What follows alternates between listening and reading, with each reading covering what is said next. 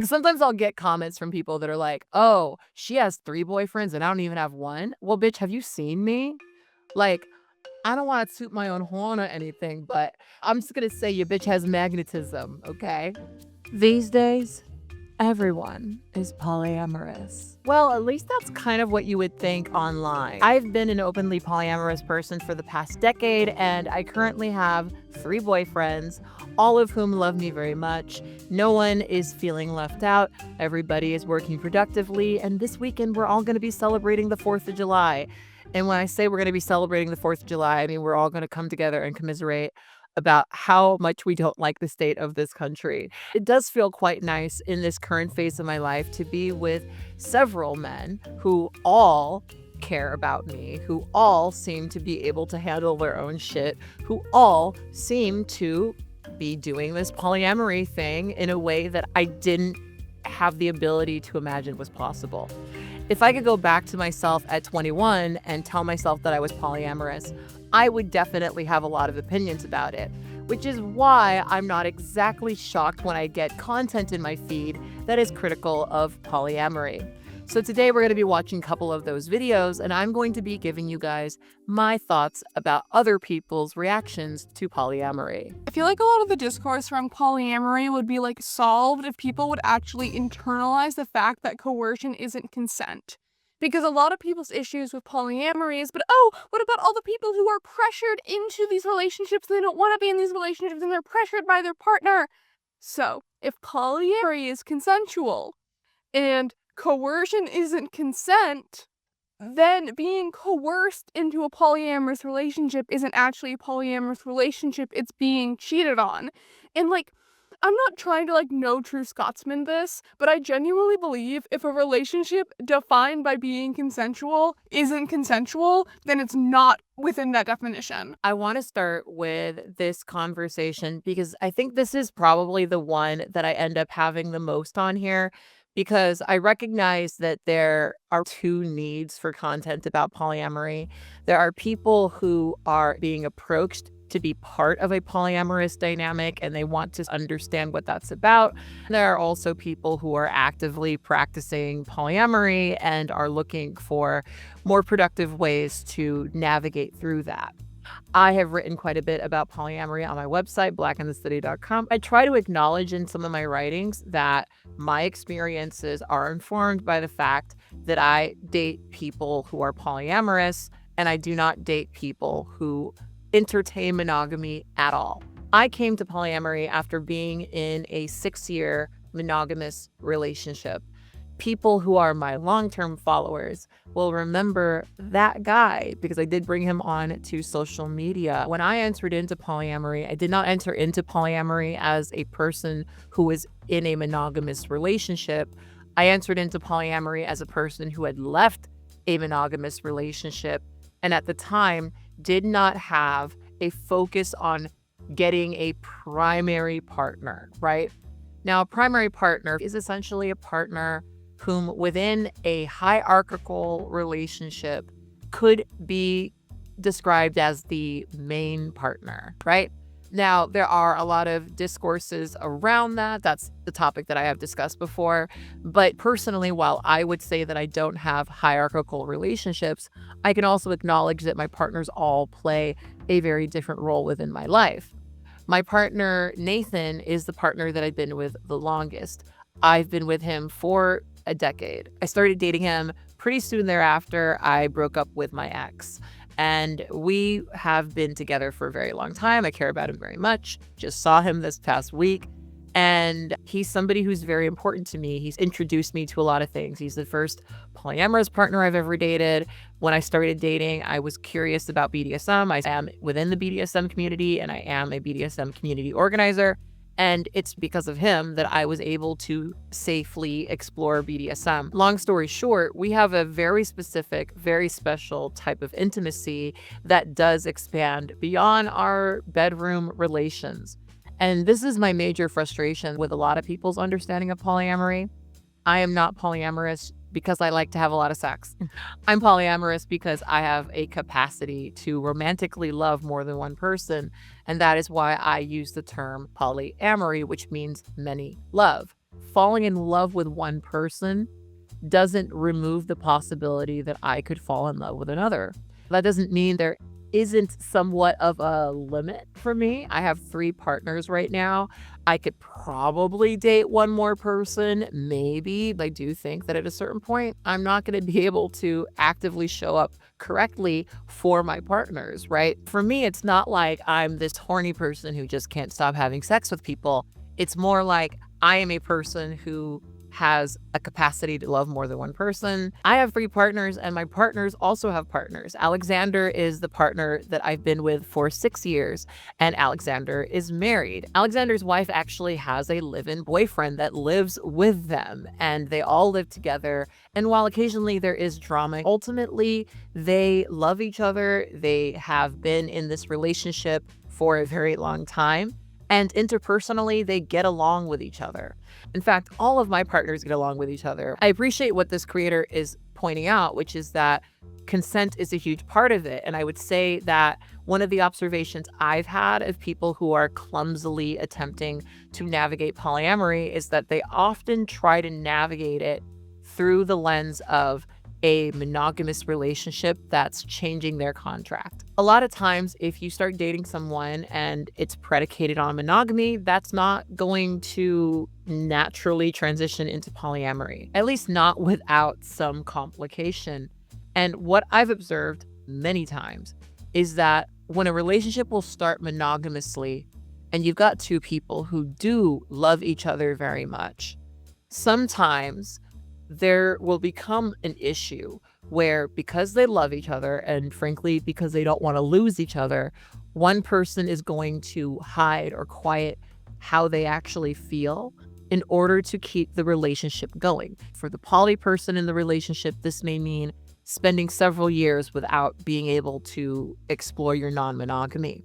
I want to make it clear that for a polyamorous person, it's less that they're horny and they're missing out on their opportunity to get laid. It's more like a lot of times when you are polyamorous and you're in love with another person, you have these interactions with people that for you don't take away from the love that you have for the person that you're with. I think the reason this ends up becoming such an issue is that a lot of people who would say they feel that way cheat on their partner in a way that makes it pretty clear that they don't care for them.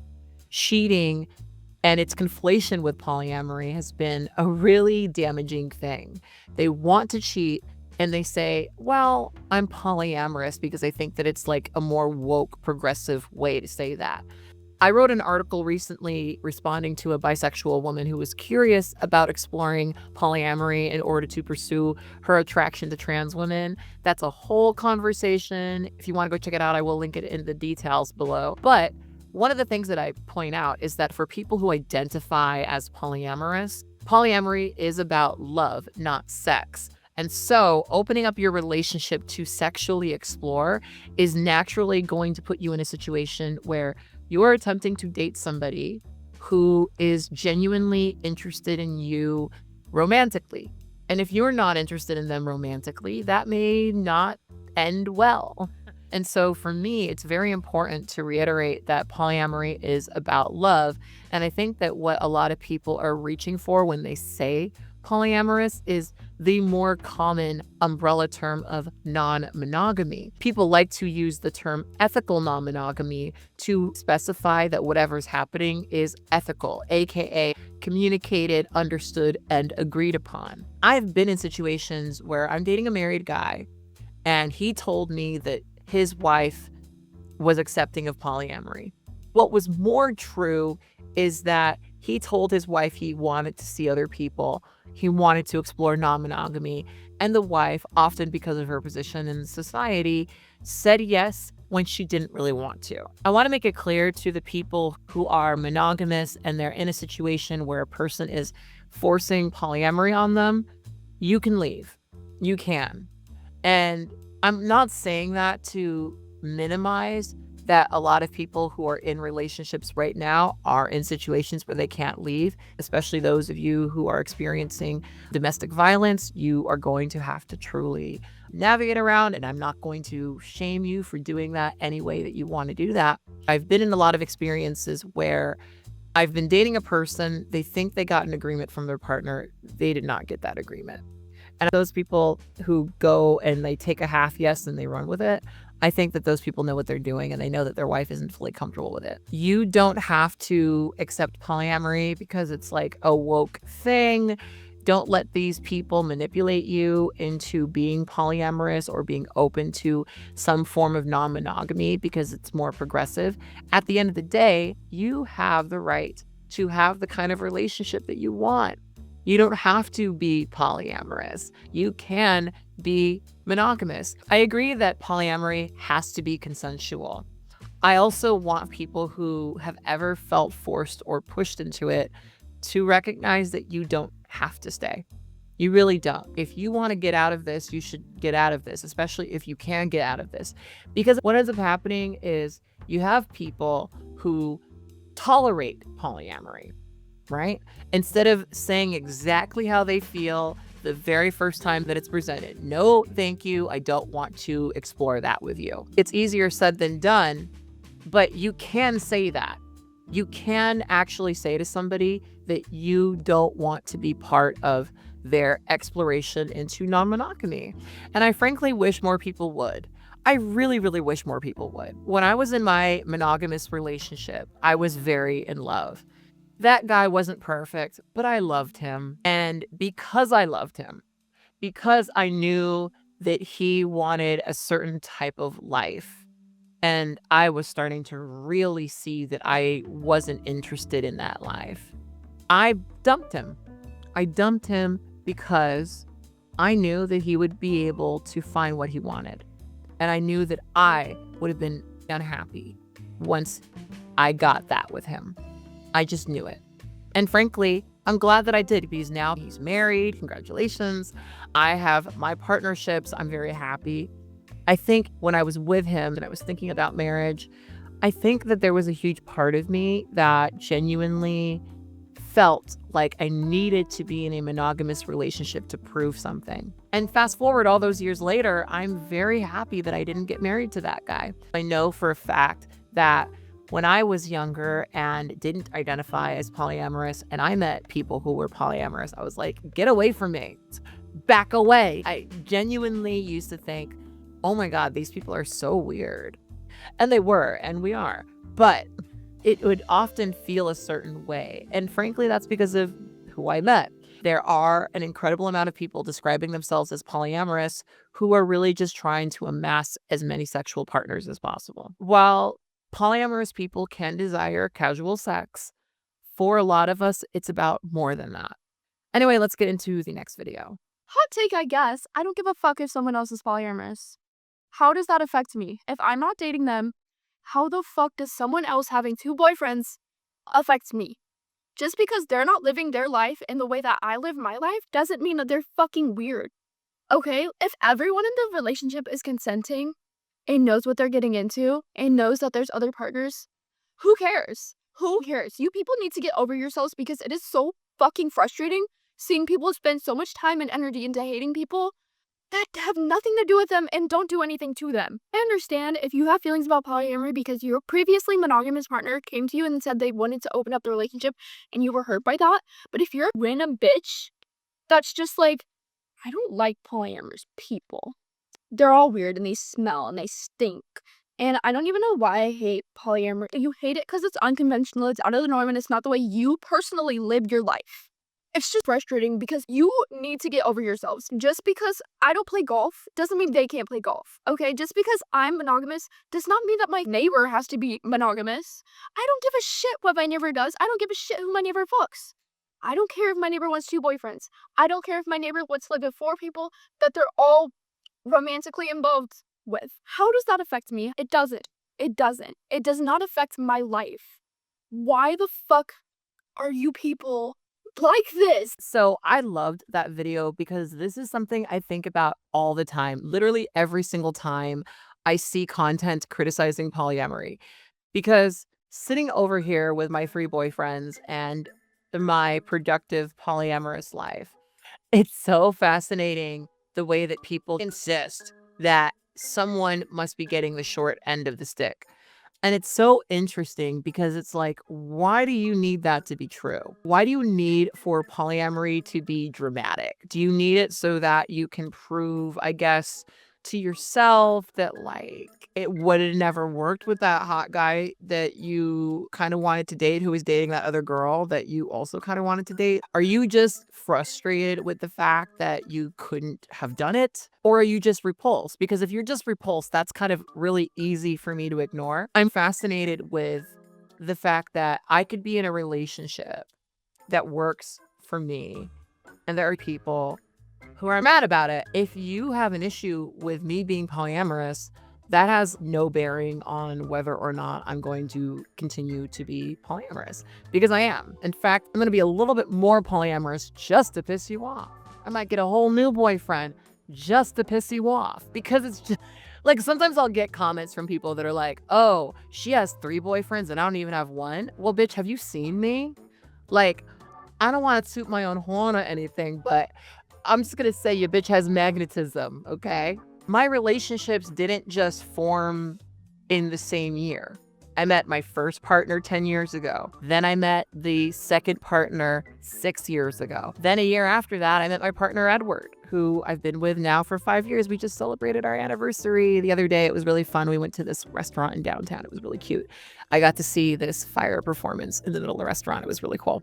The food was really yummy. It's not like I don't understand when you see all of this bullshit in your feed about, oh, my husband just came to me to present polyamory to me and I don't really know what to do. It's a completely other thing to look at people who are in a functional polyamorous relationship and say, oh, that can't possibly work. Today, I was commenting on a video about polyamory and I said, I find it fascinating that people take issue with polyamory because me and my 3 boyfriends are just fine.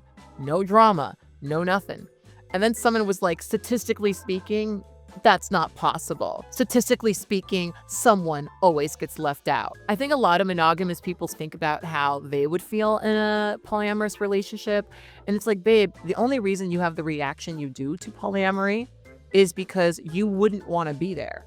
And if you don't want to be there, you don't got to be there, right? I get the vibe that a lot of monogamous people have a hard time envisioning the support structure that exists when you are a polyamorous person. For example, when my parents passed away, it was Edward who drove me all the way to Arizona so that I could gather the last things of my mother's life. My father, when he passed away a year after that, Alexander, though he really wanted to be there for me, couldn't. Alexander is the most successful. He is a boss at his job. And the way that he helped me in that moment was buying plane tickets for not just me, but also for Edward, so that Edward, who my family really, really likes, could go with me to help me take care of my family. And within my relationship structure, Edward is the guy that deals with my family. It's not because everyone else is a secret. It's more so that that is his wheelhouse. That is what he's good at doing. Alexander and I have a very different relationship than the relationship that I have with Nathan or with Edward. I think the thing that a lot of people don't understand is that all of your relationships are different within polyamory.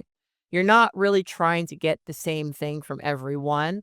And there is a benefit to having multiple partners who can step in if the other person can't, right? And more commonly, of course, everyone will step in, but sometimes people have to take care of other things. And it is actually quite beneficial to have multiple partners who are able to work productively with each other and with you. But it's frustrating to me that a lot of people imagine that there's jealousy or competition where someone's trying to be the better man, when in all reality, they all just love me. And I think largely because my partners are men who have gone to therapy, who have re-examined their masculinity and yada, yada, yada, and they did all that work before I met them, it's no drama. And it really is the longest period of time in my life where I have not had relationship drama. Anyway, now let's watch some videos that are critical of polyamory. Sometimes when I see a woman in a two-woman, one-man throuple, I'm like, wow, that is such a dumb, stupid thing that the man must be manipulating and brainwashing them into agreeing to do this. And then I'm like, that's misogyny, T. Like, women can choose things of their own free will. But honestly, I've become a misogynist because who would choose that? Logically, I understand there are women in the world who are fine with that. They don't care. They actually do choose that life for the love of the game. But it's like, I don't believe you.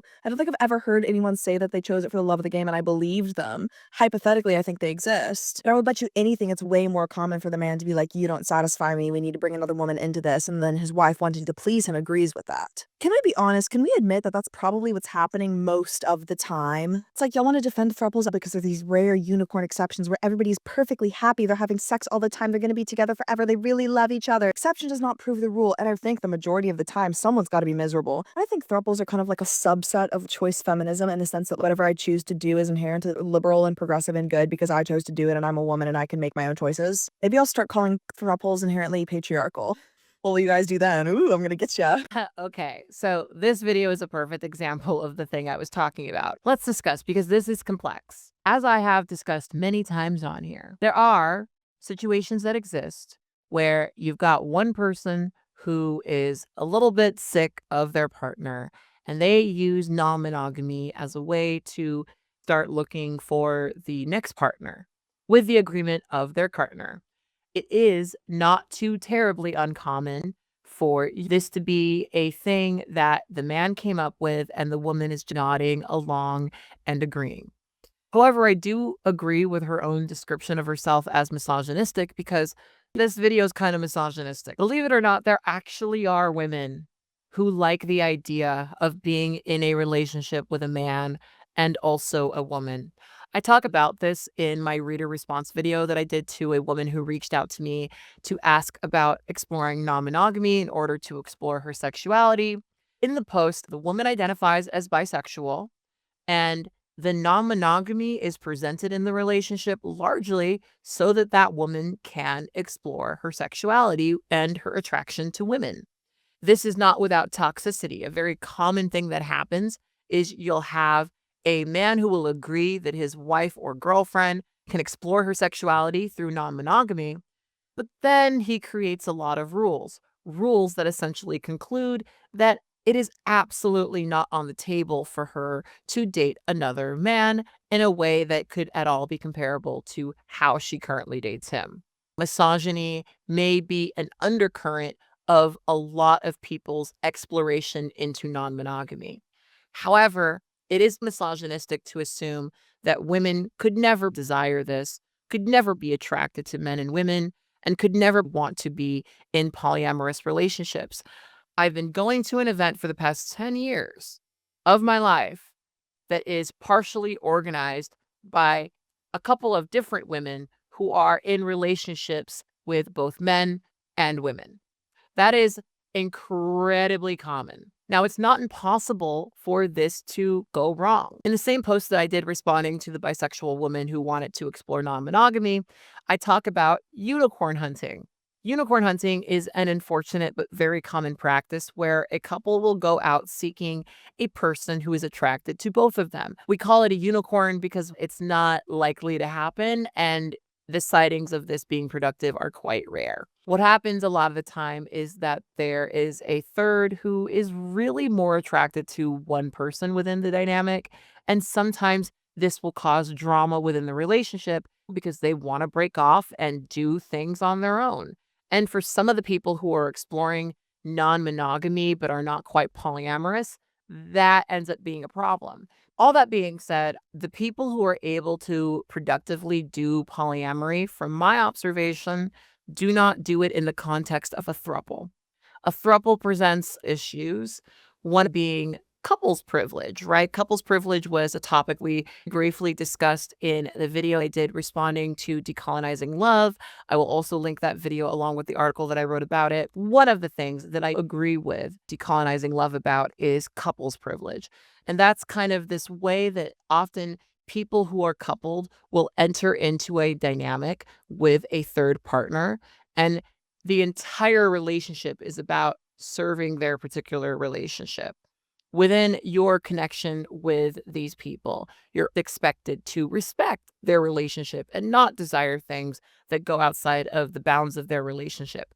And in so many ways, that's fine. But a lot of times, people who have agreed to be the unicorn for couples have discovered the hard way that sometimes the couples who are looking for this are just trying to delay the inevitable end of their relationship by utilizing them as a sex toy. And frankly, I don't think unicorn hunting in general is a good way to go about it.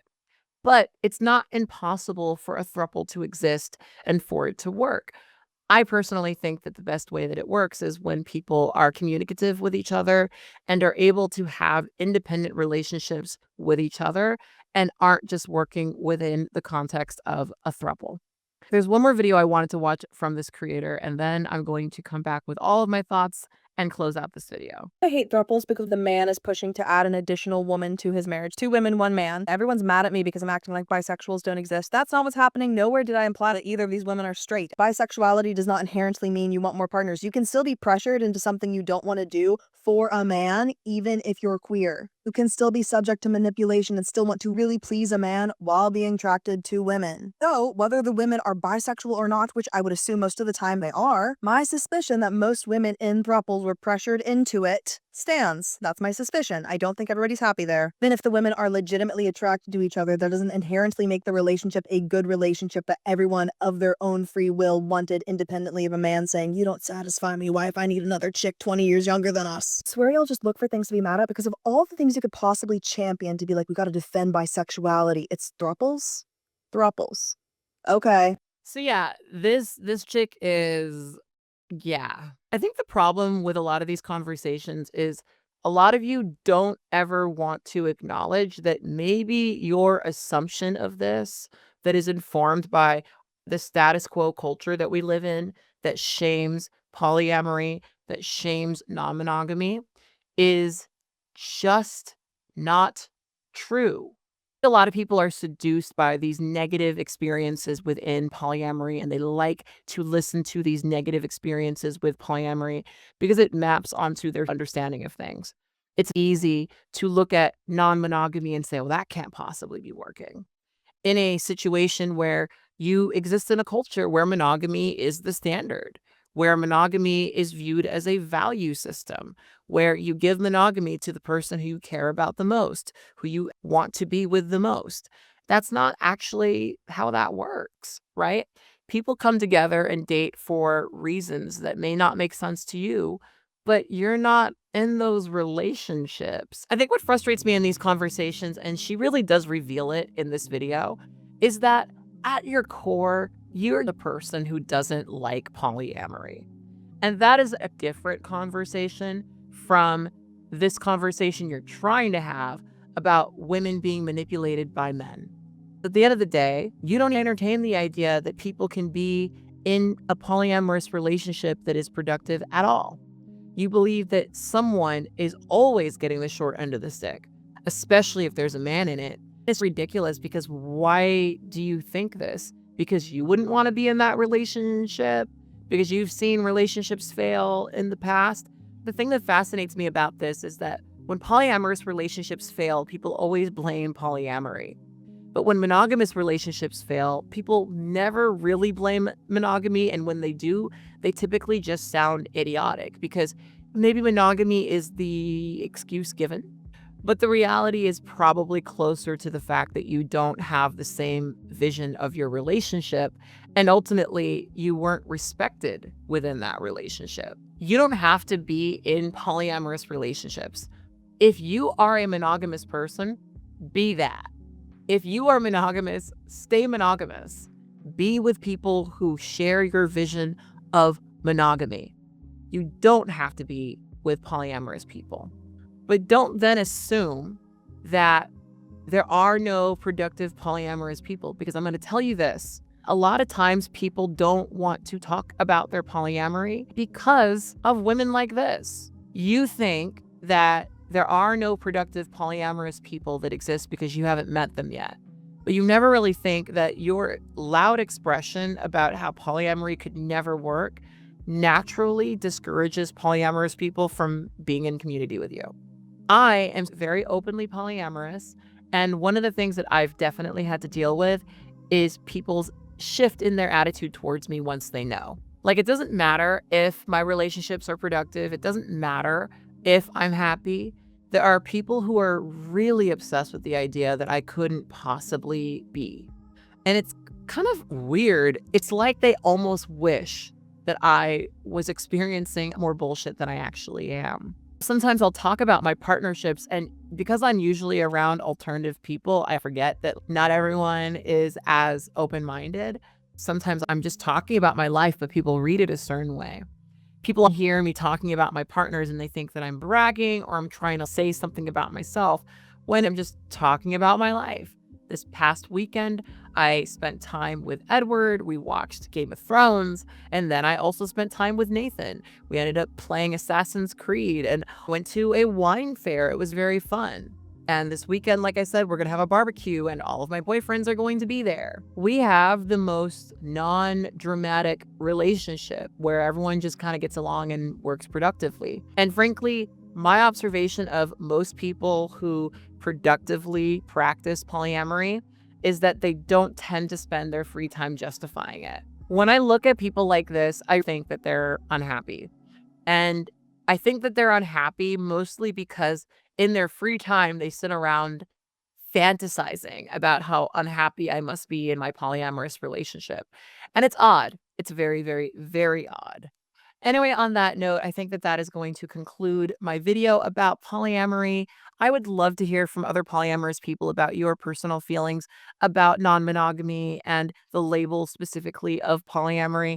How did you feel about the videos that we showed? Let me know what your reactions to them would be. And I want to remind you guys that I have a whole line of polyamory themed t-shirts. So if you're looking for something to celebrate your non-monogamy, I've got you covered.